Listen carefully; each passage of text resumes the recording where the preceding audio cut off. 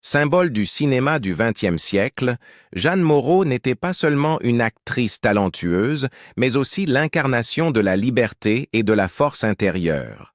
Avec une carrière s'étendant sur plus de 60 ans, elle a été une figure centrale du mouvement cinématographique de la Nouvelle Vague en France. Pourtant, derrière le glamour de l'écran se cachaient des tragédies profondes, des luttes intérieures et une vie de solitude. Aujourd'hui, nous plongeons dans la vie de Jeanne Moreau, explorant ses années de haut et de bas, ses relations tumultueuses et les peines qui ont façonné son caractère. Sa vie ressemblait à un film, débordant d'émotions et se terminant sur une note sombre que personne n'aurait pu prévoir. D'une enfance marquée par les conflits à une légende cinématographique sans peur. Jeanne Moreau est née le 23 janvier 1928 à Paris, dans une famille de la classe moyenne. Son père, un Français propriétaire de restaurant, et sa mère, une danseuse anglaise, ont exercé des influences contrastées sur ses premières années. Tandis que son père représentait le côté conservateur et pragmatique de la vie, sa mère était un esprit libre, profondément immergé dans le monde de l'art et de la culture. Ces deux mondes très différents ont créé un sentiment de tension et de conflit durant l'enfance de Jeanne. Mais c'est justement ce choc qui allait plus tard façonner son caractère rebelle et indépendant. En tant que jeune fille, Jeanne se sentait déjà attirée par les arts, bien que sa passion ait rencontré une résistance de la part de son père, qui désapprouvait ses inclinations artistiques. Malgré cela, Jeanne s'échappait souvent pour assister à des performances, fascinée par le monde du théâtre. Un jour, alors qu'elle assistait à une pièce à la prestigieuse Comédie Française, Jeanne vivait un moment d'illumination qui allait changer le cours de sa vie. Elle réalisa qu'elle était destinée à être sur scène, entourée de l'énergie et de la passion du théâtre. Cependant, son intérêt grandissant pour le théâtre n'était pas accepté par sa famille, surtout pas par son père. Lorsqu'il découvrit qu'elle avait commencé des cours de théâtre, il fut furieux. Sa réaction fut sévère. Il la mit à la porte, rompant ainsi leur relation. Contraint de quitter la maison à un si jeune âge, Jeanne n'eut d'autre choix que de devenir indépendante. Avec son amour profond pour les arts et une détermination sans faille, elle se lança dans la poursuite de ses rêves. À l'âge de 20 ans, elle rejoignit la prestigieuse Comédie Française, devenant ainsi la plus jeune actrice à faire partie de cette compagnie théâtrale renommée. Mais pour Jeanne, la scène n'était que le début de son parcours artistique. Elle visait quelque chose de plus grand, le monde du cinéma. Ses premières années furent marquées par des difficultés et de la persévérance. Jeanne dut naviguer dans les défis d'une industrie souvent peu tendre avec les jeunes femmes, surtout celles qui étaient déterminées à tracer leur propre chemin. Malgré ces obstacles, son talent naturel et sa détermination inébranlable attirèrent l'attention de figures influentes du cinéma français. Lorsqu'elle atteignit la vingtaine, Jeanne avait déjà commencé à marquer de son empreinte le monde du théâtre, et ce ne fut pas longtemps avant que le grand écran ne l'appelle. Ce qui distinguait véritablement Jeanne, c'était sa peerlessness, à aborder des rôles complexes et audacieux.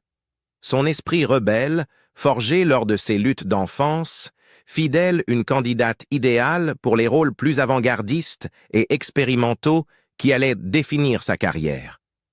La capacité de Moreau à allier vulnérabilité et force, passion et subtilité fit d'elle l'une des actrices les plus admirées de son époque. Sa vie précoce, caractérisée par un père strict et conservateur, une mère artistique et libre d'esprit, et son propre désir d'indépendance a jeté les bases de l'artiste audacieuse et novatrice qu'elle allait devenir. Une star de la Nouvelle Vague.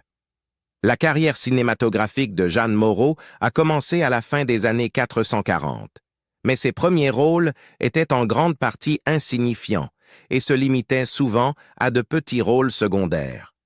Ce n'est qu'au moment où elle croisa le chemin du réalisateur Louis Malle que sa carrière prit un tournant monumental. Mal vit en elle un potentiel et lui confia le rôle principal dans Ascenseur pour l'échafaud, un film qui non seulement rencontra un grand succès critique et commercial, mais servit aussi de catalyseur pour faire d'elle l'une des actrices les plus emblématiques de la nouvelle vague française.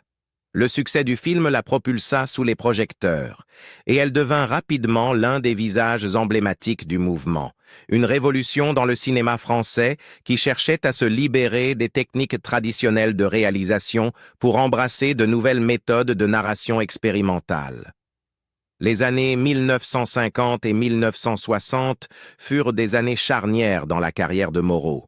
Sa performance dans Ascenseur pour l'échafaud lui valut une reconnaissance mondiale, mais c'est son travail dans Jules et Jim de François Truffaut qui solidifia son statut d'icône cinématographique. Dans ce film, elle interprétait Catherine, une femme libre d'esprit et complexe qui devient l'objet de l'amour et de l'obsession de deux hommes. Le personnage de Catherine représentait un départ radical des rôles féminins typiques de l'époque. Elle était imprévisible, passionnée et résolument indépendante. L'interprétation de Jeanne Moreau était tout simplement extraordinaire, et sa performance reste l'une des plus mémorables de l'histoire du cinéma. Jules et Jim devint une sensation mondiale, et la capacité de Moreau à transmettre une complexité émotionnelle profonde fit d'elle un symbole de l'éthique de la nouvelle vague, qui cherchait à explorer la complexité des relations humaines et des émotions avec une plus grande honnêteté et nuance. Les talents de Moreau allaient au-delà de l'actrice, comme en témoigne son interprétation dans Jules et Jim lorsqu'elle chanta la chanson envoûtante « Le tourbillon de la vie ». Sa voix chantée, à la fois séduisante et mélancolique, ajoutait une autre dimension à sa présence déjà captivante à l'écran. Jeanne n'était pas seulement une actrice, mais une artiste complète, alliant sa capacité à transmettre des émotions brutes à travers les dialogues à ses talents musicaux. Cette polyvalence fit d'elle une figure recherchée du cinéma européen, et peu après, elle continua de collaborer avec certains des réalisateurs les plus célèbres de l'époque. Au cours des années 1960 et 1970, la carrière de Jeanne Moreau prospéra. Elle travailla avec des réalisateurs tels que Michelangelo Antonioni dans La Note, un film qui explorait les complexités des relations et de l'isolement existentiel. La performance de Moreau y était profondément introspective, reflétant l'aliénation de son personnage dans un monde de désillusions et de tourments émotionnels. Elle tourna également dans Les Amants, une nouvelle collaboration avec Louis Malle, où elle incarnait une femme mariée qui entame une aventure extra-conjugale. Ce film suscita un émoi en raison de ses thèmes provocateurs liés au désir et à la fidélité, et la performance de Jeanne fut saluée pour sa profondeur émotionnelle et sa subtilité. En plus de ses collaborations avec certains des réalisateurs les plus innovants de l'époque, Jeanne Moreau travailla à nouveau avec François Truffaut, dont La mariée était en noir. Dans ce film, elle interprétait une femme poussée par la vengeance après la mort de son mari le jour de leur mariage. Le rôle était plus sombre et intense que ses précédents, et la capacité de Jeanne Moreau à incarner à la fois vulnérabilité et détermination inébranlable rendait ce personnage inoubliable. Tout au long de sa carrière, Moreau fut reconnue pour sa capacité à aborder des personnages complexes et multidimensionnels. Elle n'avait jamais peur d'endosser des rôles qui remettaient en question les normes du genre et de la sexualité, repoussant les limites de ce qui était considéré comme acceptable dans le cinéma grand public.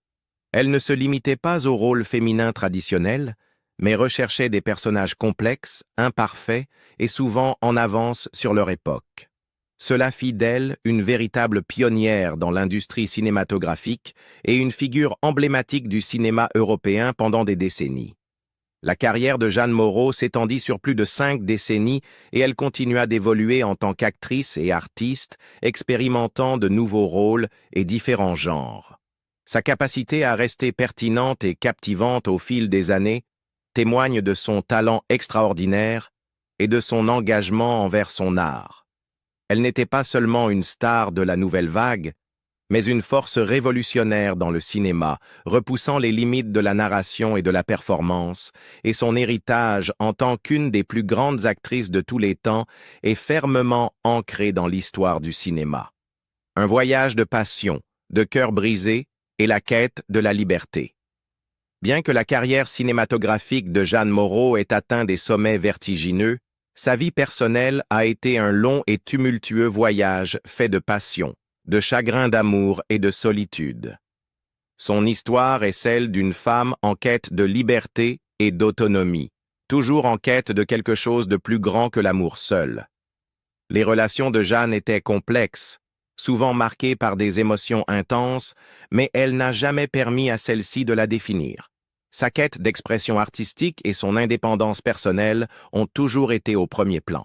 Le premier mariage de Jeanne fut avec Jean-Louis Richard, un réalisateur et scénariste français. Ils se marièrent en 1949 et eurent un fils, Jérôme, qui naquit peu après leur mariage. Cependant, leur union fut de courte durée et ils divorcèrent en 1951. Dans une interview, Jeanne admit ouvertement qu'elle n'était pas faite pour le rôle de mère. Elle expliqua « Je ne suis pas la mère typique, j'aime mes personnages plus que je ne m'aime moi-même. » Cette remarque nous donne un aperçu de sa relation avec son fils et de ses désirs personnels. Sa dévotion à son art et son engagement pour les personnages qu'elle incarnait éclipsèrent ses responsabilités familiales. Malgré leur divorce, Jeanne continua de collaborer avec Jean-Louis Richard professionnellement sur plusieurs films, notamment Mata Hari, Agent H21 et Le corps de Diane.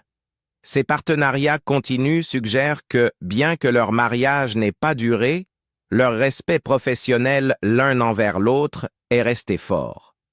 Après l'effondrement de son mariage, Jeanne entra dans plusieurs relations amoureuses avec des hommes célèbres, beaucoup d'entre eux ayant une grande influence dans le monde des arts. Parmi ses amants figuraient des noms comme Jean-Louis Trintignant, Marcello Mastroianni et Pierre Cardin. Pourtant, aucun de ces hommes n'a pu conquérir son cœur. Jeanne n'était jamais prête à se contenter d'un amour conventionnel. Elle cherchait quelque chose de plus profond et de plus libérateur. Pour elle, l'amour était une partie de son voyage, et non sa destination. Comme elle l'a dit un jour, « J'ai séduit beaucoup d'hommes. Je suis toujours attirée par ceux qui ont du talent. Je n'ai jamais eu de amant juste pour le plaisir. » Jeanne ne voyait pas l'amour comme un contrat contraignant, mais plutôt comme une connexion temporaire mais profonde. Un beau chapitre dans sa quête d'épanouissement artistique et personnel. Sa vie privée a été marquée par de nombreux changements et transitions dramatiques, reflétant la nature imprévisible de son cœur. Après son divorce d'avec Jean-Louis Richard, Jeanne ne s'est pas contentée de nouvelles relations amoureuses. Elle a aussi continué à évoluer en tant que personne et en tant qu'artiste. En 1956, elle eut une brève aventure avec l'acteur Philippe Lemaire. Plus tard, en 1966, Jeanne faillit épouser Teodoro Rubanis, mais à la dernière minute, elle annula le mariage. En 1977, Jeanne se maria pour la deuxième fois, cette fois avec le célèbre réalisateur américain William Friedkin, connu pour des films comme L'Exorciste et French Connection. Leur mariage ne dura que 4 ans, mais il marqua un autre chapitre significatif de son parcours émotionnel. Jeanne Moreau n'était pas seulement une belle actrice. Elle était une force de la nature, une femme dont l'attrait allait au-delà de son apparence physique. Sa force et son indépendance étaient magnétiques, attirant les gens, mais, au fond, c'était sa propre liberté personnelle qui comptait le plus pour elle. Elle reconnaissait aussi son propre pouvoir dans les relations, comme elle l'a partagé de manière franche à propos de ses anciens amants et de la manière dont ils l'avaient façonné. J'ai toujours cherché des hommes qui avaient quelque chose de plus que l'apparence, du talent, de l'ambition et la capacité de me défier, c'est ce que je désirais. Ces relations n'étaient pas une question de jouer un rôle passif ou de remplir des attentes traditionnelles. Il s'agissait de trouver des âmes sœurs, chacune jouant un rôle dans sa croissance personnelle. Parmi les relations les plus célèbres de Jeanne, il y eut sa liaison avec le légendaire créateur de mode Pierre Cardin, qui dura de 1961 à 1965. Ce fut l'une de ses relations les plus médiatisées et célébrées, symbolisant l'union entre deux géants du monde culturel. Elle eut aussi des relations avec les réalisateurs Louis Malle et François Truffaut, deux figures majeures du cinéma français. La passion de Jeanne pour le cinéma et les arts s'entrelacera également avec sa vie amoureuse, la menant à une connexion romantique avec l'acteur Jean-Louis Trintignant lorsqu'ils travaillaient ensemble sur Mata Hari, agent H21. Mais, comme toujours, la vie amoureuse intense de Jeanne fut marquée par la fugacité. Elle attira des artistes, des visionnaires et des esprits créatifs, mais aucun ne réussit à la retenir bien longtemps. Une relation particulièrement notable fut celle avec le réalisateur anglais Tony Richardson. Tony quitta son épouse, l'actrice Vanessa Redgrave, pour être avec Jeanne, mais comme tant d'autres avant lui, il fut finalement abandonné lorsque Jeanne tomba amoureuse d'un jeune marin. La nature transitoire des relations de Jeanne ne s'arrêta pas là. Elle fut également impliquée avec le musicien Georges Moustaki, qui laissa une empreinte durable dans sa vie. Pendant plusieurs mois, Moustaki lui donna de merveilleux souvenirs, mais son infidélité mena à leur rupture. Jeanne ne lui parla plus pendant 35 ans après cela, ce qui témoigne de son caractère inflexible lorsqu'il s'agissait de loyauté et d'honnêteté dans les relations. La vie amoureuse de Jeanne la mena même au Mexique, où elle eut une aventure avec l'acteur américain George Hamilton pendant le tournage de Viva Maria. Cette relation fut révélée par l'actrice Brigitte Bardot, qui connaissait bien cette passionnante aventure. Tout au long de sa vie, Jeanne Moreau fut une femme de contradiction, désirant la liberté tout en tombant profondément amoureuse, recherchant l'aventure tout en maintenant une aura de mystère. Sa vie amoureuse n'était pas qu'une série de liaisons romantiques. Elle faisait partie de sa quête de l'autodécouverte. Les relations de Jeanne, qu'elles aient été fugaces ou durables, ont fait d'elle l'icône qu'elle est devenue. Une femme qui a pleinement embrassé la vie et selon ses propres termes. Malgré les cœurs brisés et les séparations, Jeanne resta toujours fidèle à elle-même. Elle était une femme qui aimait passionnément, mais qui n'a jamais laissé personne la définir. En fin de compte, son histoire n'est pas celle d'une perte, mais d'un empowerment, puisqu'elle a parcouru la vie à la recherche de la liberté, de la créativité et de l'épanouissement, selon ses propres conditions. Les luttes silencieuses et les blessures profondes. Derrière l'éclat et le glamour de sa carrière, Jeanne Moreau a dû affronter de nombreuses douleurs cachées, qui sont restées largement invisibles aux yeux du public. À l'âge de 30 ans, elle a été diagnostiquée d'un cancer du col de l'utérus, un événement bouleversant qui allait à jamais façonner son parcours. Bien qu'elle ait courageusement surmonté la maladie, Jeanne en a payé un lourd prix, la perte de sa capacité à avoir des enfants. Ce fardeau physique n'a pas seulement affecté sa santé, mais a aussi laissé une cicatrice psychologique profonde qui l'accompagnera toute sa vie. Le poids émotionnel et mental de ce combat contre le cancer a été amplifié par la stigmatisation sociale et les préjugés auxquels elle a souvent été confrontée. En tant que femme forte et indépendante dans une époque marquée par le conservatisme, Jeanne était fréquemment perçue comme rebelle. Le monde la voyait comme un symbole de défiance contre les attentes imposées aux femmes, et pourtant, elle n'a jamais permis à ces étiquettes de réprimer son esprit. Au contraire, Jeanne a choisi de s'affirmer à travers sa carrière, utilisant ses rôles pour faire des déclarations puissantes sur son identité et son autonomie. Bien que le combat de Jeanne contre le cancer ait été un défi personnel majeur, ce n'était pas la seule épreuve qu'elle ait endurée. Tout au long de sa vie, elle a dû lutter contre le jugement social, en particulier en raison de sa nature franche et de sa volonté de défier les normes conventionnelles. Elle était souvent considérée comme un symbole de la force féministe et de l'individualisme, mais ces mêmes qualités l'ont aussi conduite à être maltraitée par le public et les médias. Jeanne est devenue une figure qui repoussait les limites, que ce soit à travers son travail ou dans sa vie personnelle, défiant les attentes étroites de la société envers les femmes. En entrant dans ses années plus avancées, Jeanne a continué d'embrasser le monde artistique. Malgré le fardeau physique que l'âge impose à une actrice, Jeanne est restée une présence saisissante à l'écran, prouvant que l'âge n'avait pas diminué son attrait ni son charisme. Elle a accepté des rôles controversés, comme dans Querelle de Rainer Werner Fassbinder, un film connu pour son exploration audacieuse de la sexualité et de l'identité. La présence continue de Jeanne dans des œuvres aussi provocantes a montré que, même dans ses années avancées, elle restait résolue à briser les tabous et à explorer des thèmes complexes. Sa performance dans ces films a montré qu'elle n'était pas seulement une survivante, mais une battante, prête à affronter des sujets difficiles que beaucoup préfèrent éviter. En plus de sa carrière d'actrice, Jeanne Moreau était également profondément impliquée dans les mouvements féministes. Son activisme était une autre partie intégrante de sa vie, car elle cherchait à utiliser sa plateforme pour défier les normes et élever sa voix pour des causes qui lui étaient chères. En 1971, Jeanne a signé le Manifeste des 343, qui appelait à la légalisation de l'avortement en France, un acte audacieux à une époque où ces questions étaient vivement débattues. Cette déclaration de solidarité avec les droits reproductifs des femmes a mis en lumière le soutien indéfectible de Jeanne pour l'autonomie et le choix des femmes. Même en vieillissant, la passion de Jeanne pour l'activisme n'a pas faibli.